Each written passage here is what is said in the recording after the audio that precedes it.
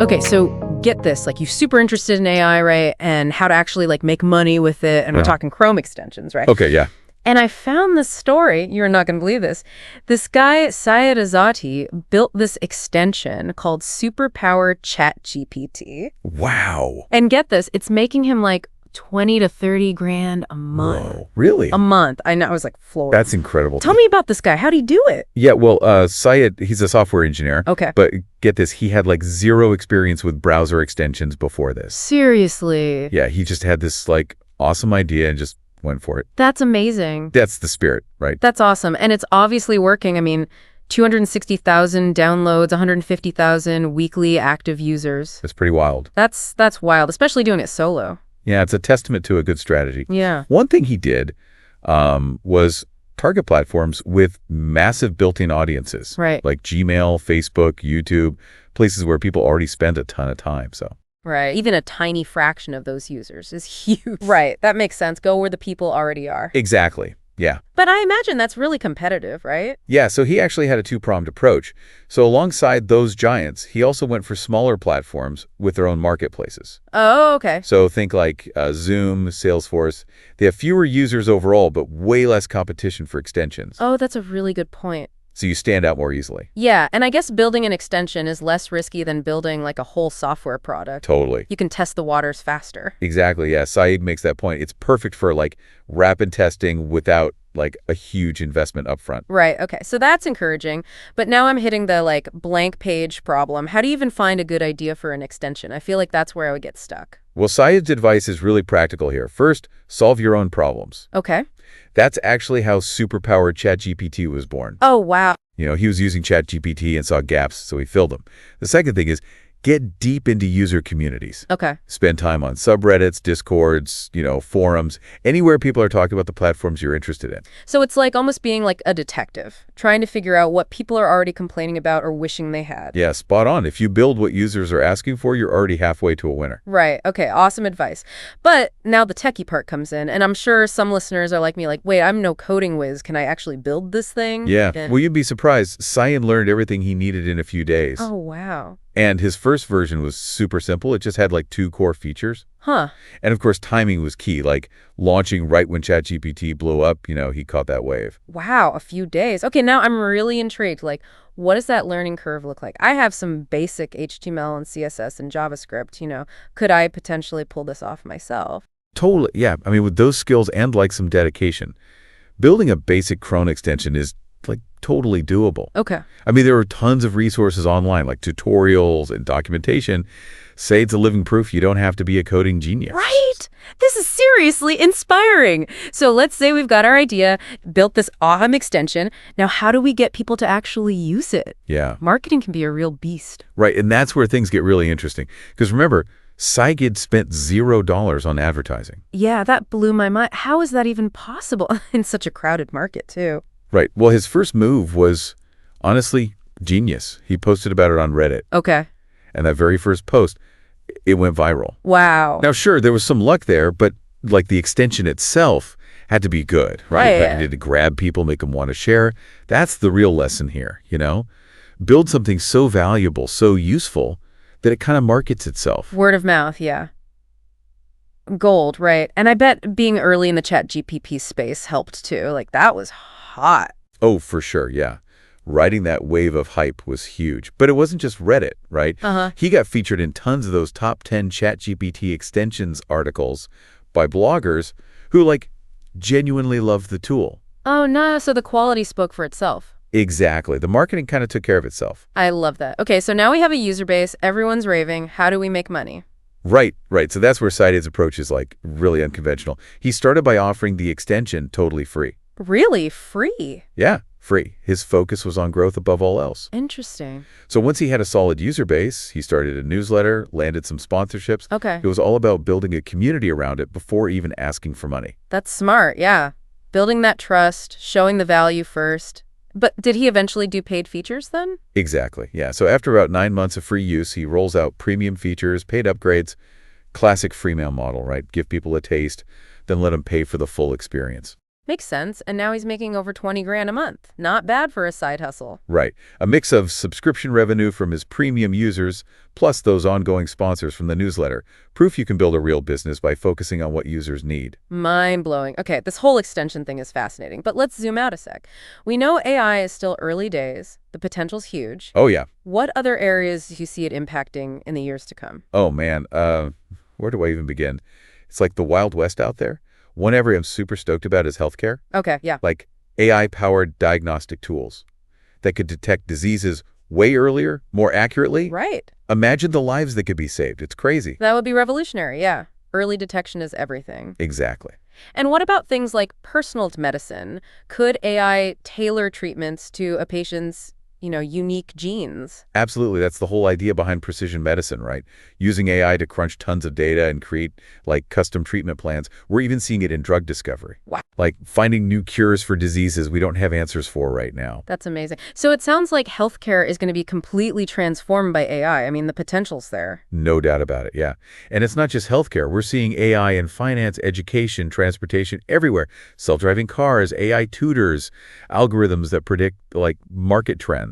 It's an exciting time to be alive. It really is. It's like living in a sci-fi movie. But with all this progress, I think it's important to acknowledge that, AI isn't perfect. Yeah, There are concerns about jobs being lost right. as machines get better at things humans do now. Yeah, you're absolutely right. That's something we need to be mindful of for sure.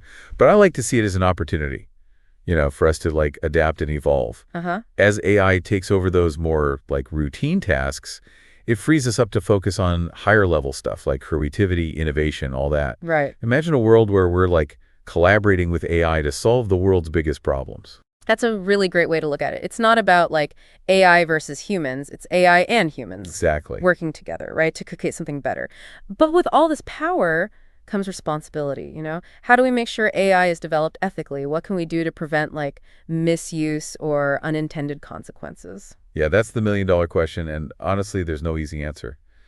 But I think it starts with awareness, education. The more we understand about AI, what it can do, what it can't do, the better decisions we can make Right. about its development, how it's used, all that. So it's about educating ourselves, having these open discussions about the potential problems, and holding developers and policymakers accountable for creating AI systems that are like transparent, fair. Exactly, yeah. We need to make sure AI is used for good, not for harm. It's a conversation we all need to be part of. I totally agree. I'm feeling very optimistic right now. This whole conversation's been so inspiring. Saeed's story shows that anyone with a good idea and the willingness to learn can make a real difference in this space. What advice would you give to listeners who are feeling fired up and ready to create their own AI solutions? Well, first of all, don't be afraid to dream big, right? The possibilities with AI are like limitless. Second, start small. Don't try to build the next ChatGPT overnight. Focus on a problem you really care about and like build a simple prototype. Okay. And finally, don't be afraid to fail. The road to success is rarely a straight line, Embrace the challenges, learn from your mistakes, and just keep going. That was fantastic advice, yeah. It's about taking action, learning as you go, and never giving up. I'm feeling so energized right now. This whole deep dive has been incredible. Yeah, me too. It's amazing what we can learn when we like really dig into a topic and explore it from all angles. Totally. I'm curious, what other exciting developments in AI are you personally following? What's got you buzzing with anticipation? Oh man, so many. But one that's really blowing my mind is generative AI. Generative AI. Yeah, like AI that can actually create things, text, images, music, even code. It's like having this creative partner that just like spits out ideas and brings them to life. Whoa, AI is a creative partner. That's pretty wild. I've seen some of the AI art. It's impressive. What are some of the like practical uses for this? Oh man, the possibilities are endless, right? Yeah. Imagine writers using AI to brainstorm, get over writer's block. Or designers, they could use AI to make different versions of their designs, explore new concepts, even generate like whole layouts. Wow. Musicians using AI to compose melodies, create harmonies, even produce entire tracks. Wow. It's like having a whole creative team at your fingertips. That is incredible. So it's not just like automating tasks, it's actually boosting human creativity in ways we never even thought of before. Exactly. Yeah, it's like this whole new level of collaboration. Right.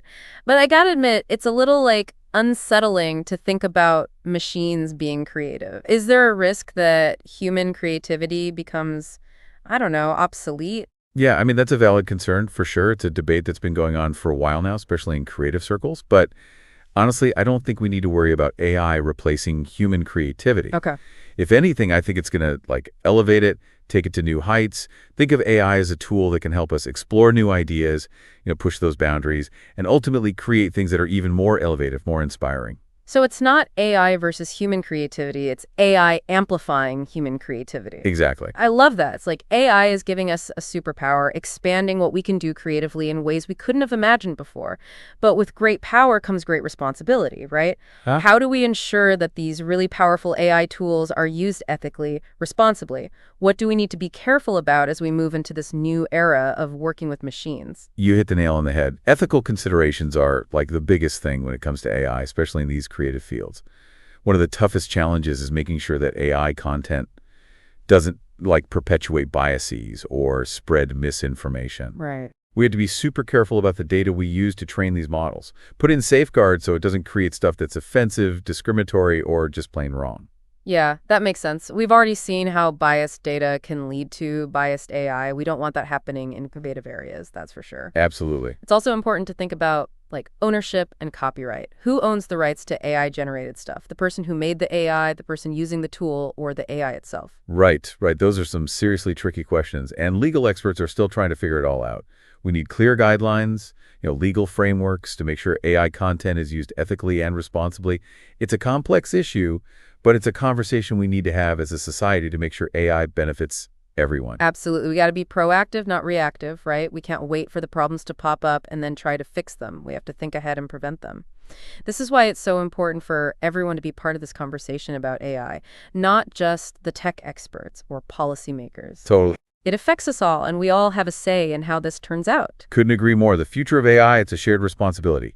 We need everybody, all different voices and perspectives, to guide how it's developed and make sure it aligns with what we want as a society. Well said. I feel like this whole conversation's been a whirlwind. Information, inspiration, and a good dose of reality, too. Haha, yeah. We've gone from the nitty-gritty of building a Chrome extension to the big philosophical questions about AI's impact on the world. It's been a journey. If you had to pick one key takeaway, what would it be? For me, it's about being excited about the potential of AI while also remembering its limits and being aware of the potential downsides. Right. AI is a powerful tool that can help us solve problems, make us better, and create a better future, but it's our job to use it wisely, ethically, responsibly. That's the perfect way to end it. It's been amazing exploring the world of AI with you. Thanks so much for sharing your expertise. My pleasure. Always love diving deep into this stuff.